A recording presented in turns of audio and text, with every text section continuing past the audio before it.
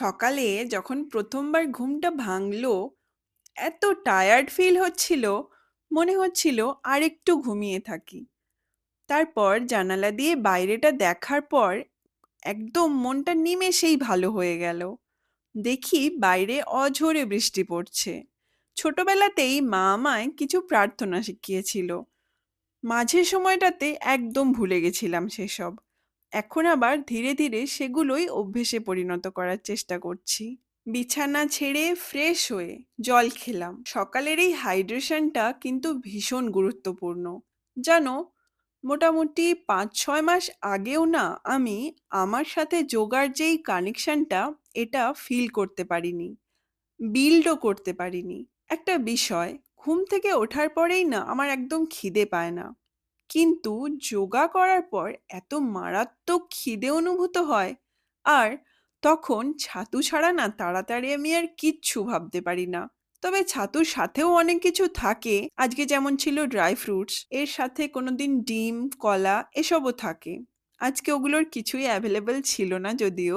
আমাদের বাড়িতে না এখন দুটো সিচুয়েশন চলছে।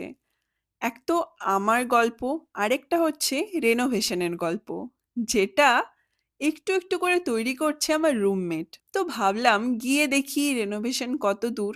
ও তো ওর কাজ নিয়ে ব্যস্ত, আর সকালে বৃষ্টি এখন তো আরো বেগ বাড়িয়েছে। যতক্ষণে ও ওর কাজ করছে, আমি দুপুরের খাবারটা বানিয়ে নিয়েছি। খুব সিম্পল মেনু ছিল, কিন্তু ভীষণ স্যাটিসফাইং।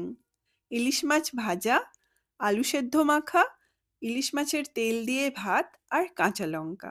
জানো, কয়েকদিন আগে দুটো পিজে সেট কিনেছিলাম, আজকে আনপ্যাক করছি। কাজের চাপে ভুলেই গেছিলাম। এগুলোর কোয়ালিটি আর কালার মেটেরিয়াল এত সুন্দর, আমি না সাথে সাথেই পরে ফেলেছি।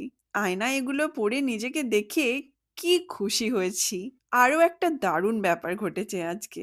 লাইফে ফার্স্ট টাইম কিউই ট্রাই করলাম। যারা কোনোদিন কিউই খাওনি, মানে প্রথমবার খাবে আমার মতো, তাদেরকে একটা কথা বলবো: খোসাটা ছাড়ানোর জন্য পিলারের থেকে ছুরি ইউজ করো, বেটার হবে। দ্বিতীয়ত, কিউইর যে টেস্ট, এটা না একটু টক। আমি যেহেতু টক ভালোবাসি, আমার কিন্তু দারুণ লেগেছে। দুপুরে কাজ করতে করতে একটু চোখ লেগে গিয়েছিল। সন্ধেবেলা ছাদে এসে দেখি দারুণ একখানা চাঁদ উঠেছে। আজকের দিনটা এমনিতে খুব সিম্পল, কিন্তু ছোট্ট ছোট্ট অনেক গল্পে ভরা। আজ আসি, খুব ভালো থেকো তোমরা।